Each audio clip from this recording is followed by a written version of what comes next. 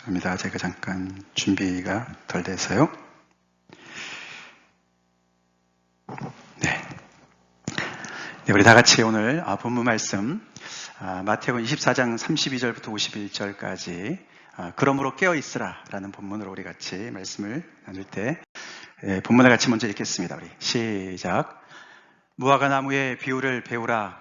그 가지가 연하여지고 잎사귀를 내면 여름이 가까운 줄을 아나니 이와 같이 너희도 이 모든 일을 보거든 인자가 가까이 곧 문 앞에 이른 줄 알라.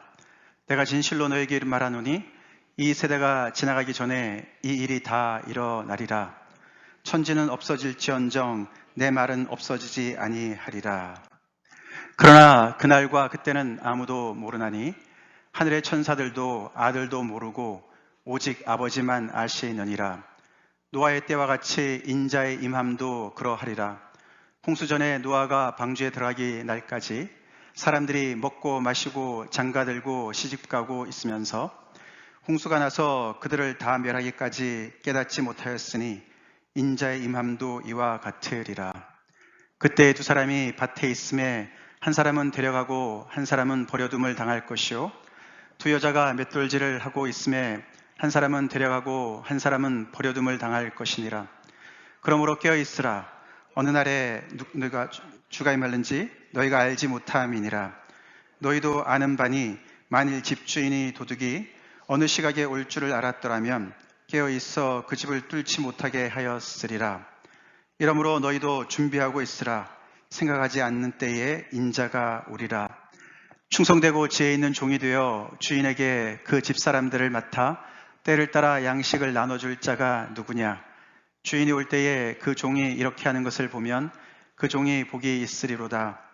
내가 진실로 너에게 이르노니 주인이 그의 모든 소유를 그에게 맡기리라.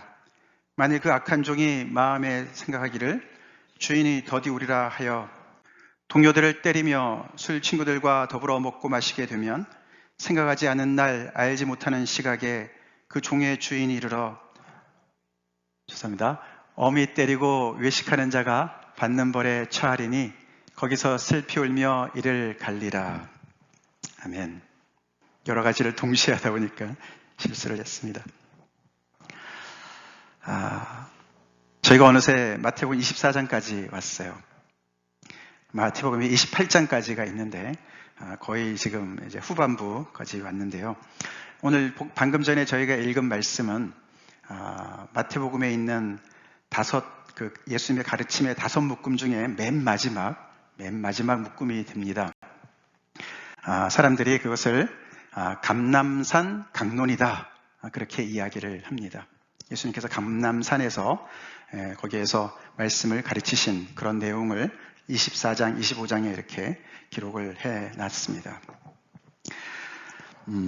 기억나시나요? 대충 우리가 마태복음을 따라오면서 얼만큼 우리가 커버를 했는데 제일 처음에 나온 것은 산상수훈이었습니다. 그렇죠? 산상수훈. 그 다음에는 또 예수님이 제자들을 파송하실 때 선교에 대한 이야기, 그 다음에는 하나님의 나라의 비밀에 대한 이야기, 비유로, 그 다음에 교회 안에서 어떻게 서로 교회 안에서 형제 자매들을 대해야 되는가, 이렇게 4가지를 쭉 말씀을 이렇게 집중해서 말씀해 주셨는데 그 맨 마지막이 오늘 말씀이 됩니다. 주제는 우리가 조금 전에 읽어봤지만서도 심판이 주제입니다. 하나님의 심판이 주제예요. 그리고 이 24장, 25장 전체를 이렇게 구성하고 있는 것은 이 제자들의 질문에 근거한 특별히 24장 3절에 이 근거해서 어느 때에 이런 일이 일어납니까? 또 그때는 무슨 징조가 있습니까? 라는 그 질문에 예수님이 답하시는 그런 내용이 되어 있는데요. 사실 제자들이 이렇게 질문한 이유는요. 예수님께서 먼저 2절에 그 바로 앞에 2절에서 이런 말씀을 하셨어요. 너희가 모든 것을 보지 못하나 내가 진실로 너희에게 이르노니 돌 하나도 돌 위에 남지 않고 다 무너뜨려지리라. 예수님께서 제자들을 향해서 제자들이 이 성전 좀 보세요. 이 성전 어마어마한데 이 성전이 어떻게 이렇게 하나님의 심판을 받게 됩니까? 그런 어떤 의구심을 가지면서 또 건물의 의리의리함을 가지고 얘기를 했을 때 예수님이 돌 하나도 돌 위에 남지 않고 다 무너뜨려질 것이다 라고 말씀을 먼저 하셨습니다. 거기에 대해서 제자들이 그러면 어느 때에 또 무슨 징조가 있습니까? 거기에 대한 예수님의 답으로 24장, 25장이 이제 구성이 되어 있습니다. 이스라엘 백성들이라면은 정말 가장 자랑스럽게 생각했고 가장 정말 그들의 그 정신의 어떤 중심을 차지하고 있던 것이 예루살렘 성전 아닙니까? 또 예루살렘이 아닙니까? 이런 예루살렘 성전과 예루살렘이 심판을 받게 된다라고 말씀하시는 그 예수님의 심정은 어떤 심정이셨을까요?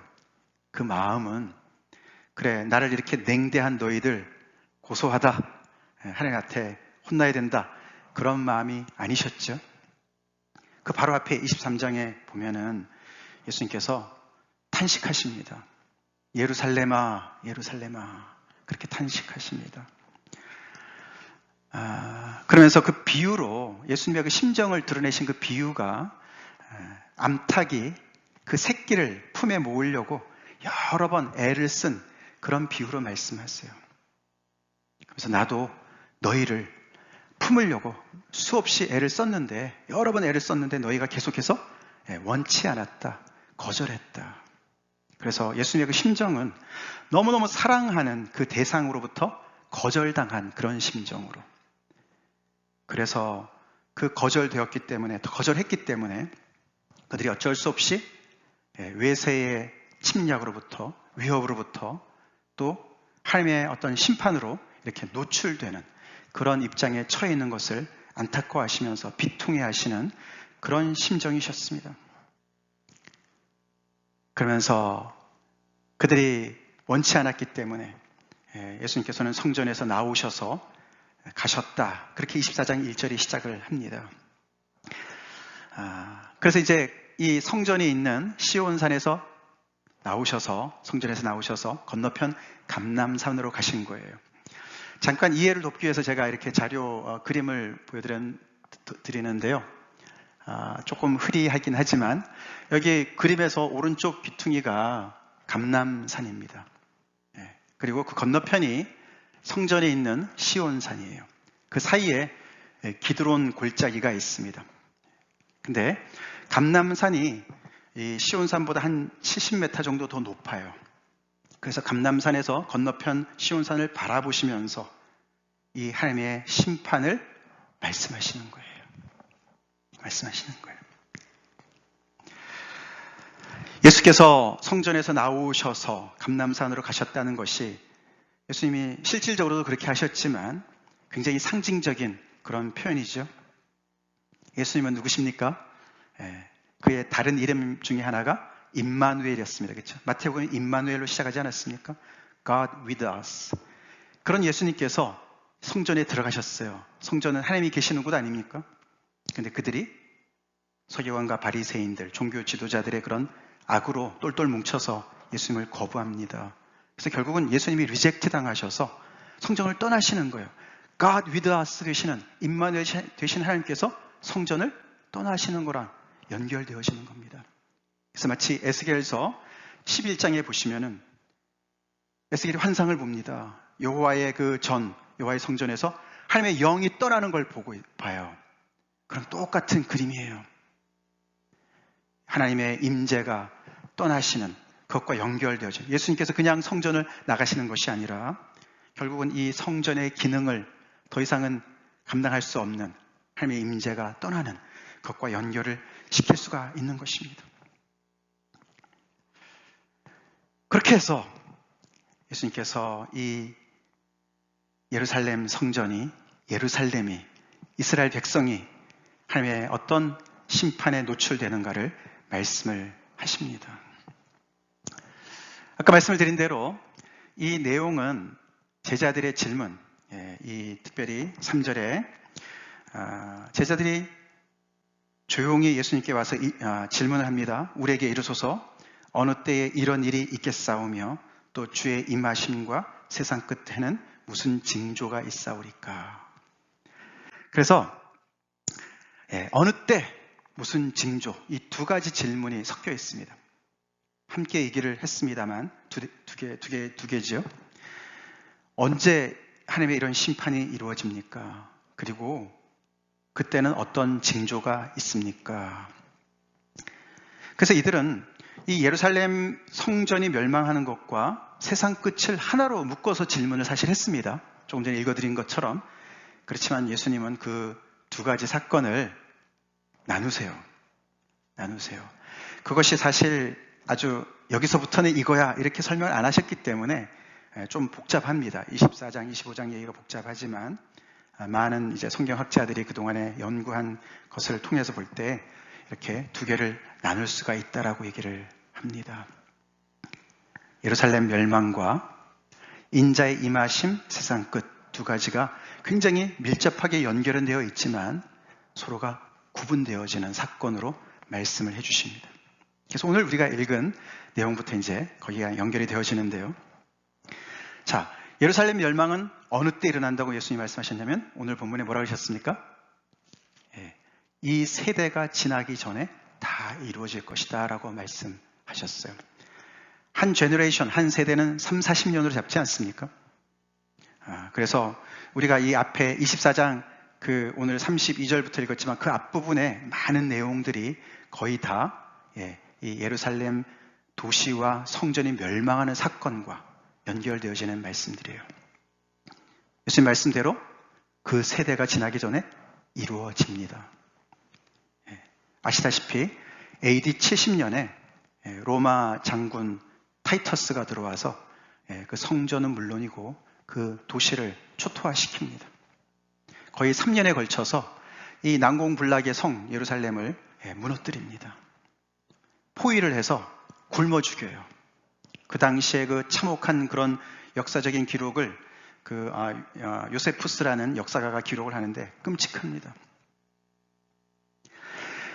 그때 무슨 징조가 있다고 예수님이 말씀하시냐면은 오늘 본문이 시작한 대로 여러분 우리 잘 많이 들어본 이야기죠. 무화과 나무의 비유를 배우라. 무화과 나무의 비유는 예루살렘 멸망에 관련된 비유인 거예요. 그 사이에 많은 이야기들 중에 보면은 거짓 선지자나 거짓 그리스도가 나와서 미혹할 것이다. 전쟁과 기근과 지진이 있을 것이다.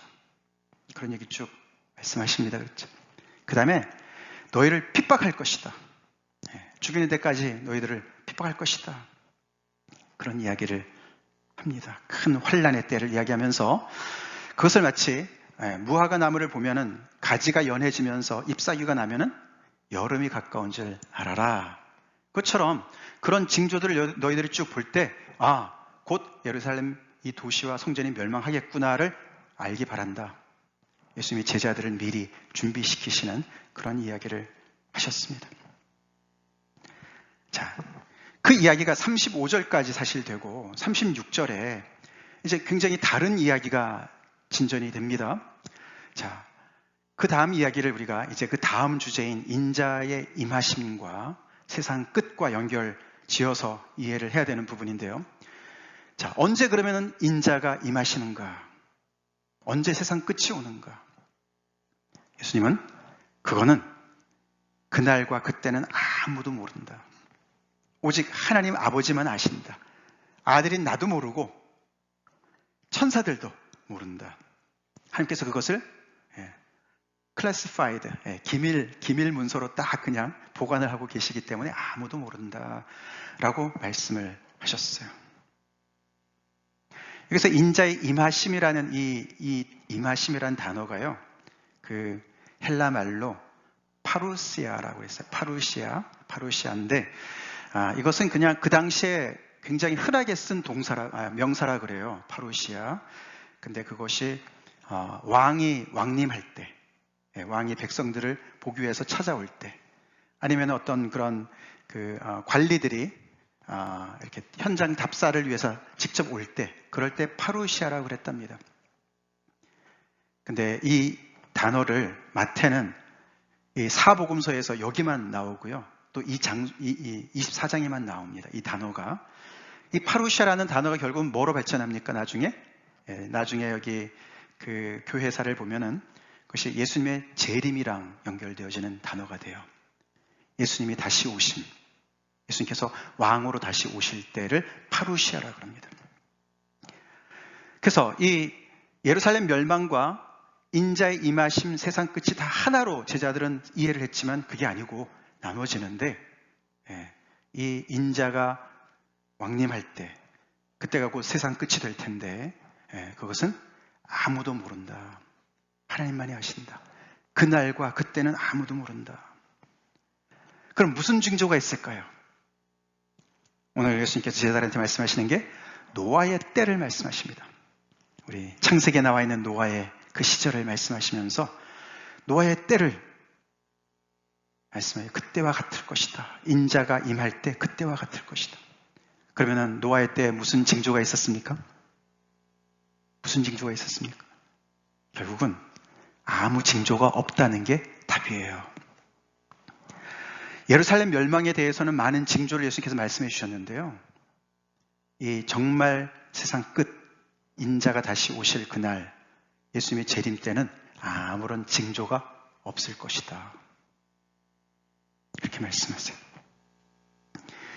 거기 보시면은 특별히 노아의 때를 얘기하시면서 노아의 때와 같이 인자의 임함도 그러하리라. 홍수 전에 노아가 방주에 들어가던 날까지 사람들이 먹고 마시고 장가들고 시집가고 있으면서 그랬죠, 그죠? 홍수가 오는 그날까지도 아무런 징조가 없었어요. 그냥 똑같았다는 거죠. 오늘도 해가 쨍쨍하고 오늘도 일상이 그냥 쭉 진행이 되고, 마치 우리가 폼페이우의 최후 같은 그런 역사 그런 그 다큐멘터리를 보면은 그렇죠? 거기에 살았던 그 백성들이, 그 시민들이 전혀 몰랐다잖아요. 그 산이 폭발하는 거를, 화산이 폭발하는 걸 전혀 모르고 그냥 전부 다 죽지 않습니까? 1000년 이상 전혀 그런 화산의 활동이 없었던 그 산이 이렇게 폭발을 한 것처럼, 그런 것처럼 그냥 아무런 그런 징조가 없는 상황에서 갑자기 느닷없이 졸지에 임하게 될 것이라고 강조하고 있습니다. 이게 사실 오늘 중요한 내용이 되죠. 앞에 예루살렘 멸망까지 이야기를 우리가 AD 70년에 관련된 이야기니까, 그렇죠? 우리랑은 직접적인 관련은 없습니다. 그렇지만 중요합니다. 왜 중요합니까? 일단은 이 마태복음이 쓰여질 당시에 그 마태 공동체, 교회한테는 굉장히 중요한 얘기였겠죠?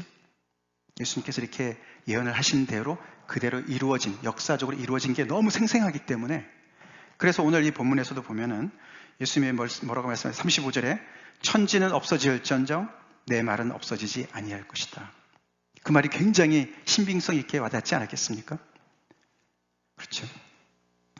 근데 이제 그것은 이루어졌지만 이제 아직 인자의 임하심을 기다리고 있고 세상 끝을 기다리고 있는 교회로서는 똑같은 믿음을 가지고 예수님의 말씀을 가지고 언제 오실지 모르는, 그러나 징조는 없지만서도 졸지에 임할 그 때를 기다리면서 준비해야 되는 그런 상황에 이 말씀을 받고 있는 것이고, 그때 1세기 교회뿐만 아니라 지금 20세기에 사는, 21세기에 사는 저희까지도 연결되어지는 줄 믿습니다. 아직 예수님이 안 오셨으니까요. 그래서 이 말씀은 우리에게 직접적인 그런 관련되는 부분이 바로 여기죠. 그날 그때는 아무도 모르고 하나님만이 아시고, 그리고 아무런 징조가 없을 거기 때문에, 그래서 오늘 설교 제목처럼 같이 읽겠습니다. 시작. 그러므로 깨어 있으라.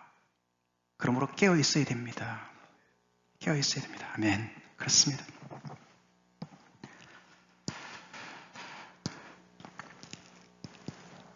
우리는 아까 제가 처음에 예배의 부름을 할 때에 시편 8편을 읽어드리면서 정말 아름다운 자연은 여전합니다. 그렇죠?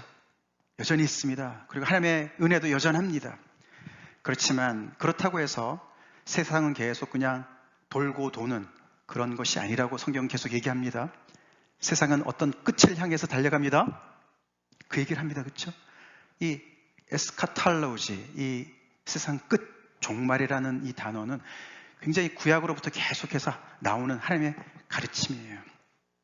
종말이라 그러면 우리는 굉장히 암울하고 두려움밖에 없지만, 사실 종말이라는 것은 이 세상을 창조하신 하나님께서 또한 역사의 주인 되심을 이야기하는 굉장히 중요한 교리입니다. 아멘?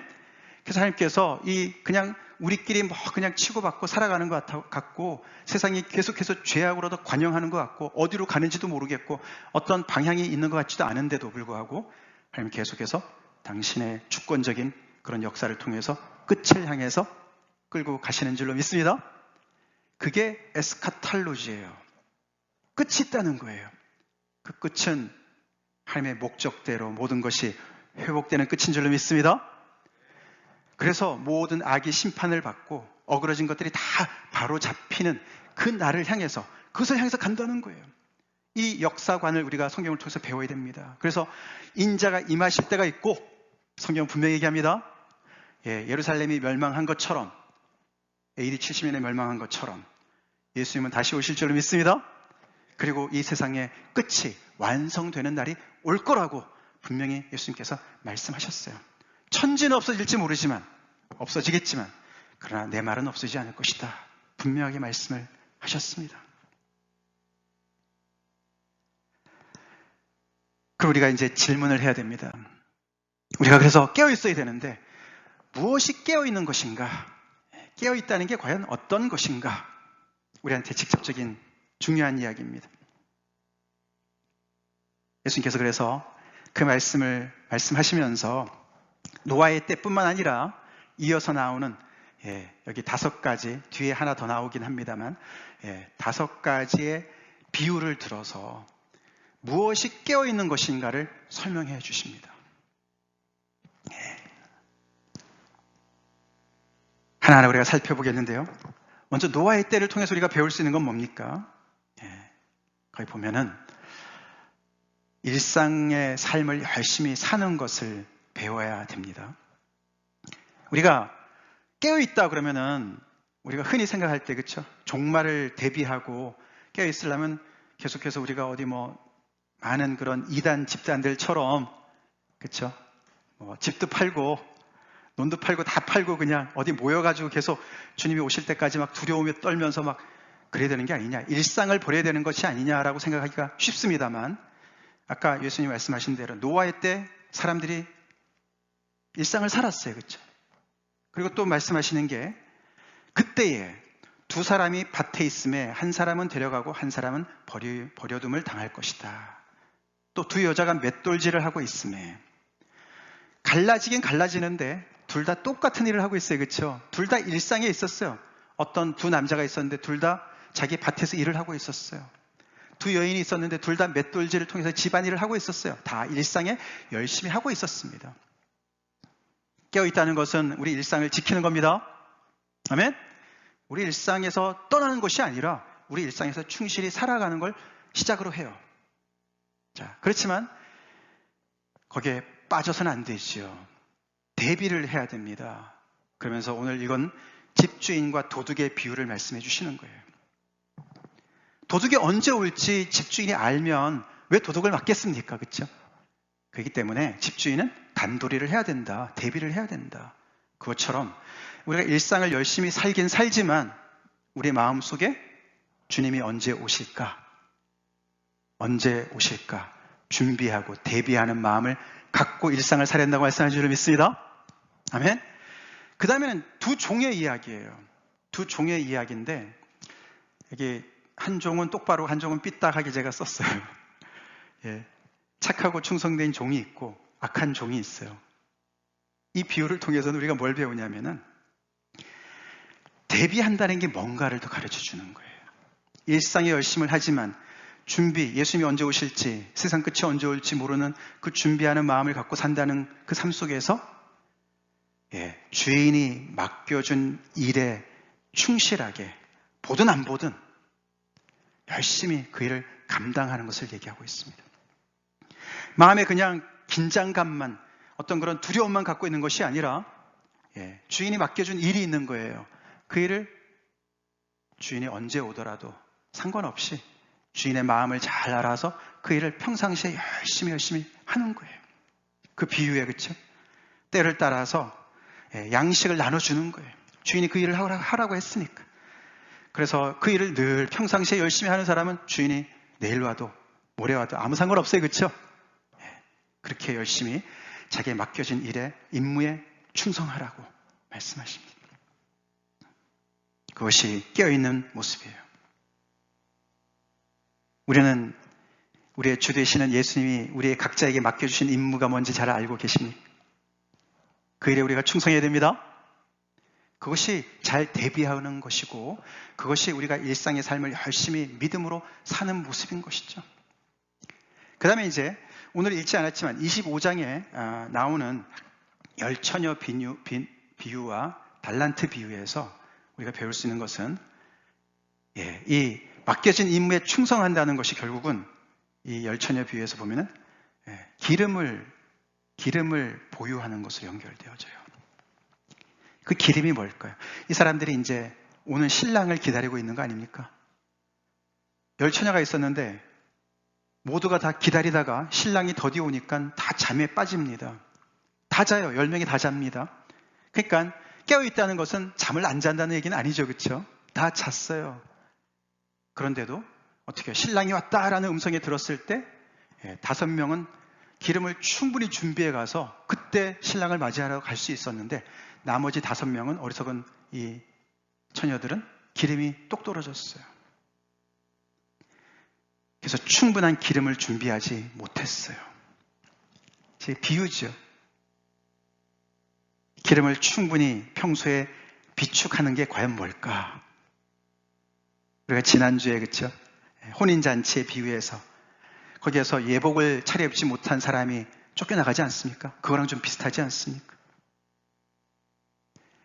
우리가 일상에서 열심히 살지만서도 맡겨진 임무에 충성하면서 열심히 우리가 주님을 평소에 열심히 섬기는 것은 결국은 우리가 충분한 기름을 비축하는 건 일인 줄로 믿습니다.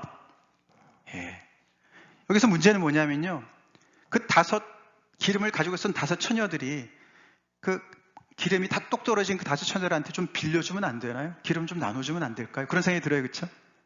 근데 이거는 뭔가 이렇게 양도가 안 되는 건가 봐요. 안 되는 건가 봐요. 그러니까 각자가 준비를 해야 되는 거예요. 그렇죠? 그리고 이게 초치기가 안 되는 거예요. 문제는. 그때 막 어떻게 후다닥 갔다 올 수가 없어요. 평소 실력인 거예요. 그래서 평소 실력이. 그래서 이렇게 인자가 임하는 것과 또 세상 끝이 오는 것은 언제 올지 그 날과 시를 안 가르쳐준 하나님의 그런 목적이 좀 보여요. 그렇죠? 우리로 하여금 진짜가 되라고 그러신 줄 믿습니다. 아멘? 진짜가 되라고.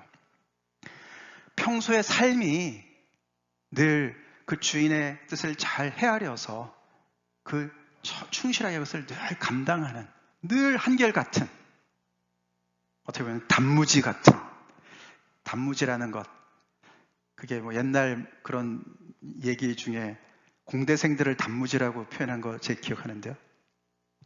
모르세요 그거? 그 말은 나중에 알려드릴게요. 단순하고 무식하고 지읒은 뭔지 아시죠? 지라 뭐 이런 거 있어요. 그런 얘기. 그래서 그렇게 나쁘게 얘기하지만 단무지 좋은 거예요. 단무지가 왜 그렇습니까? 단무지는요, 여기를 자르거나 여기를 자르거나 여기를 자르거나 단면이 똑같지 않습니까? 그게 우리의 삶이어야 된다는 거예요. 아멘? 표리 부동해서는 안 되고, 여기를 자르나 저기를 자르나 노란색이에요. 하나님이 그걸 원하시는 거죠. 그래서 주님이 언제 오시더라도 넉넉한 기름을 비축할 수 있는, 평소에 늘 그렇게 삶을 살 수 있는 그런 사람으로 살으라고. 달란트 비유는 뭡니까?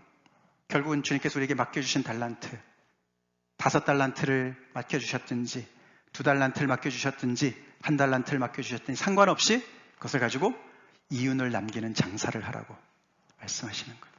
이 모든 것들이 다 깨어있는 삶과 직결되어져 있습니다. 복음은 엄청난 포텐셜에 있는 달란트 같은 것입니다. 이걸 가지고 우리가 장사를 해야 돼요. 복음을 가지고 장사를 해야 돼요. 복음으로 많은 영혼들을 구원해야 될 줄로 믿습니다. 우리 아까 장은혜 집사님 기도해 주신 대로 이 복음 우리가 우리의 능력으로, 우리의 말재주로 사람한테 그 사람을 우리가 하나님 앞으로 인도할 수 없어요. 우리가 할 수 있는 건 뭐죠? 전하는 것밖에 없습니다. 기회가 있을 때마다 전하는 거지요. 결국 기름을 보유한다는 것은 복음을 통해서 계속 그 복음을 살아내는, 그래서 우리의 인격도 변하고 열매를 맺는 것도 되지만 또 어떤 사역적인 면에서도 나를 통해서 예수를 믿는 사람들이 얼마나 많이 생기는가, 그것도 중요합니다. 그게 깨어있는 것과 다 연결되어져 있어요.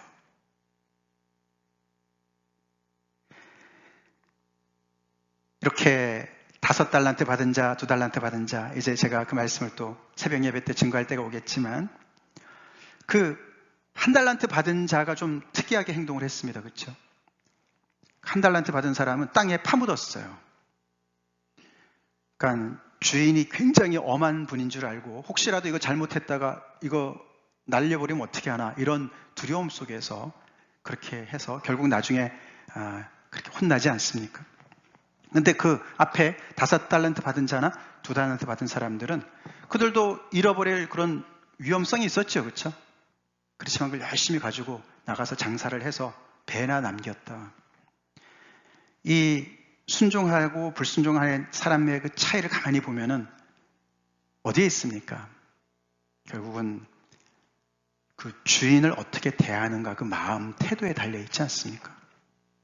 위험 부담이 있지만 이렇게 맡겨주신 그 주인의 그 정말 그 배려가 너무 고맙고 감사하고, 더 나아가서는 사랑을 느끼고, 그래서 그것을 열심히 그 말대로 순종했던 것이죠. 결국 이런 모든 것을 통해서 깨어있는 것, 그러므로 깨어있으라 말씀하셨는데, 우리가 그냥 신경 쓰지 않고 있다가 요행이 다행히 딱 주님이 오신 그날 우리가 뻘떡 깨어나가지고 그래 참여할 일은 없죠. 그렇죠? 없어요. 그게 아니고 오늘 이 순간부터, 지금까지 계속 해오셨겠지만 이 순간부터 우리가 이런 삶을 진짜로 살아야 될 줄로 믿습니다. 진짜로 살아야 돼요. 다시 말해서 하나님의 그 말씀, 복음이 우리의 삶 속에 정말 구체적으로 우리의 인격을 형성하고 우리의 가치관으로 형성이 되고, 우리가 그래서 주변의 사람들을 위로는 하나님을 사랑하고 옆으로는 이웃을 사랑하고, 예수님이 가르쳐 주신 그 큰 계명, 가장 큰 계명, 크고 첫째 되는 계명, 똑같은 계명, 그 2가지가 평소에 우리의 가치관이 되고, 누가 보든 안 보든 그것이 우리의 인격이 되어서 늘 그렇게 우리 현장에서 살아가고, 주님 모르는 분들한테는 열심히 복음을 증거하고, 아멘? 함께 밥도 사주고 여러 가지를 하면서 또 섬기고 이러면서 주님 앞으로 인도하는 그런 일들을 평상시에 계속 하는 거죠. 아멘이시죠? 그러면서 우리 일상에 열심히 살아가는 거예요.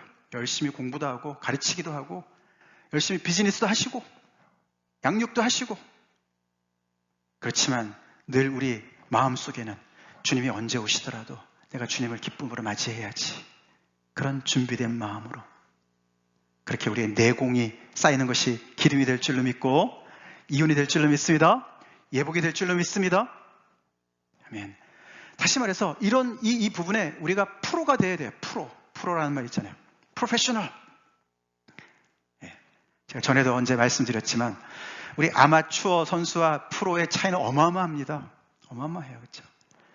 그 차이가 뭘까? 아마추어는 어쩌다가 골을 넣을 수 있지만 프로는 마음 먹으면 넣어야 되는 게 프로라 그래요. 농구 선수들 말이에요. 우리 여기 대현 형제 농구 잘하는데 3점 슛 같은 거 뭐 잘 넣을 수 있어요. 근데 이제 프로는 꼭 넣어야 될 때 넣는다는 거예요. 신앙생활이 우리가 프로가 되어야 될 줄로 믿습니다. 그게 우리의 일상이 되어야 되는 거예요. 하나님을 사랑하는데 우리가 프로가 됩시다. 이웃을 사랑하는데 프로가 됩시다. 그렇게 열심히 살면 그게 바로 깨어있는 줄로 믿습니다. 그 깨어있는 거예요. 그게 깨어있는 교회가 되고 깨어있는 가정이 되고 깨어있는 그런 각자가 될 수가 있습니다. 근데 이 깨어있는 것에 천적이 있어요. 천적 아시죠? 그냥 아무리 뭐 다른 사람한테는 잘해도 딱 그냥 항상 이렇게 당하는 그 천적이라 그러잖아요. 그렇죠? 천적이 있는데 뭘 것 같습니까? 깨어있는 것에 천적이 뭘 것 같습니까? 그게 바로 주인이 더디 올 것 같은 생각. 이게 천적입니다. 이 두 종의 비유에서 말이죠. 그 악한 종은 어떻게 생겼습니까? 48절에 보시면은 마음에 생각하기를 주인이 더디 오리라 하여. 더디 오실 거야. 주인은 더디 올 거야. I have plenty of time. 나 시간이 충분해. 그러니까 no hurry. 뭐 허리할 거 없어. 뭐 좀 한 일주일 정도 좀 땡땡이 쳐도 괜찮아. 뭐 이런 생각을 한다는 거예요. 그게 결국은 깨어있는 것을 마비시키게 된다고 이야기를 합니다. 지난 2000년 동안에도 안 오신 주님께서 내일 오시겠어요? 가능성은 거의 없어요. 그렇죠? 그럴 때 우리는 plenty of time이라고 생각할 수가 있어요. 근데 그렇게 더디 오실 것 같은 생각이 어떻게 됩니까? 우리를 해이하게 만들지 않습니까? 기회를 포착하지 않게 하지 않습니까? 어쩌면 이것이 마지막 기회일지도 모르겠어. 저 사람한테 내가 복음을 전해야 될 마지막 기회일지도 모르겠어. 내가 선행을 베풀 마지막 기회일지도 모르겠어. 주님이 내일 오시면 어떻게 하지? 이런 생각들이 별로 없습니다. 그렇죠? 그래서 우리는 정말 이 기름을 준비할 수 있고 이윤을 낼 수 있는 기회들을 많이 날려버리지 않습니까? 그 얘기를 하는 거예요. 여러분 아마 들어보셨을 것 같은데 예화가 말이죠. 유명한 예화가 있어요. 이 사탄이 말이죠. 사탄이 이 세상에 자기의 어떤 씨앗을 많이 뿌리기 위해서 이 견습생 악마 3명을 이제 이렇게 뽑아가지고 보내려고 그러면서 이제 인터뷰를 합니다. 너는 내려가서 어떤 정책으로, 어떤 정말 그 계획으로 너는 유혹할 거냐? 첫 번째 악마가 그렇게 얘기합니다. 하나님이 안 계시다. No God. 자기 그렇게 얘기하겠다고. 하나님은 안 계시다라고 그런 거짓말을 자기는 선포하겠다고. 두 번째, 너는 뭐냐? No hell. 지옥은 없다고 내가 그렇게 거짓말을 퍼뜨리겠습니다. 별로 탐탁하지 여기지 않습니다. 이 사탄이. 그래서 세 번째한테 묻습니다. 너는 어떻게 할 거냐? 이랬더니 걔가 No hurry. No hurry. No hurry. 천천히 해라. 차차 해라. 서두를 거 하나도 없다. 난 그렇게 얘기하겠습니다. 그렇게 얘기했다 그래요. 여러분 들어보셨죠? 차차마귀. 차차마귀. 차차해. 괜찮아. No hurry. Plenty of time. 사탄이 그 세 번째 그 견습생 그 악마를 손을 들어줬대요. 너 계획이 아주 제일 잘 될 거다.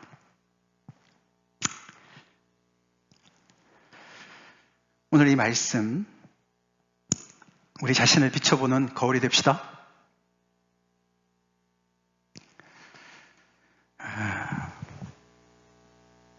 굉장히 무거운 말씀이에요, 사실은. 네, 무거운 말씀입니다.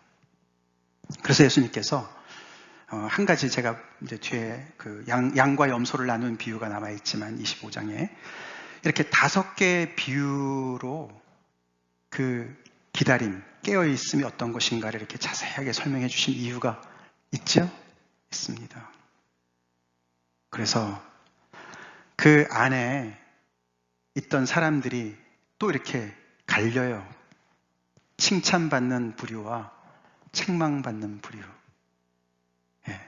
인자가 오셨을 때에 그렇게 두 부류로 또 나뉜다고 말씀하세요. 마태복음을 지금까지 우리가 쭉 따라왔는데 오늘 이 말씀을 통해서 나의 현 주소, 신앙의 현 주소를 우리가 다시 돌아봅시다.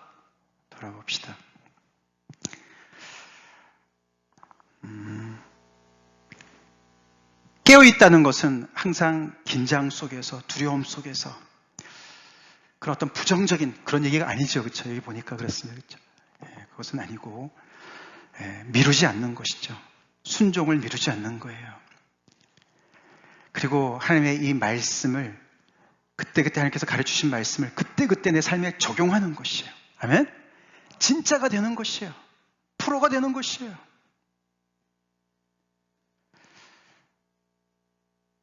우리 주님 앞에 설 때에 우리 기름 많이 보유하고 섭시다. 많은 이윤을 남기고. 그래서 주님이 속히 오십시오. 기다리고 있습니다. 언제 오셔도 저는 환영입니다. 그런 자세로 우리 주님 앞에 나갑시다. 다 같이 기도하시겠습니다.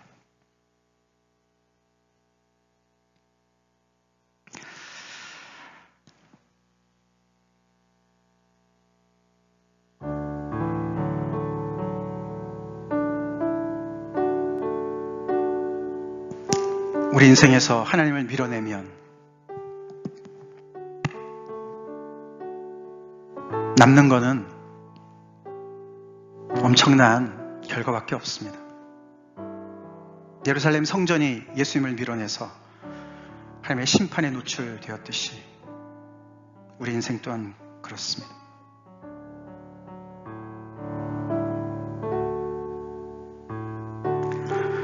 예수님의 3년 넘게 그 사역이 예루살렘에서는 수포로 돌아갔습니다.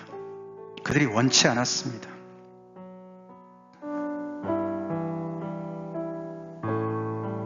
그래서 그들은 이 기회를 저버리고 역사적으로 역사 한순간에 그렇게 하나님의 심판을 받았습니다. 그 무게로 오늘 하나님이 우리에게 말씀하시는 겁니다. 주님이 오셔서 우리가 그 앞에 서든지 우리 인생이 먼저 다 해서 죽음으로 우리의 인생을 마치고 그 성적표 가지고 우리가 하나님 앞에 서게 될 텐데 우리의 신앙 상태는 어떻습니까? 너무 맹놓고 신앙생활을 하고 있지 않습니까? 일상에 열심히 살긴 사는데 주님 앞에 깨어 살고 계십니까? 하나님께서 맡겨진 임무에 충성하고 계십니까? 그게 뭔 줄은 아십니까? 양도가 안 되는 거죠. 꿀 수가 없는 거예요. 주님과 나 사이에서만의 열매지요. 그 기름을, 예복을, 복음의 이윤을 어떻게 남기고 있나 다시 한번 하나님 앞에 돌아보고 돌이키는 그런 은혜를 해서 기도합시다. 노허리, 차차하지 미루지 마시고 오늘 시작합시다. 다 같이 하나님께 간절히 기도하겠습니다.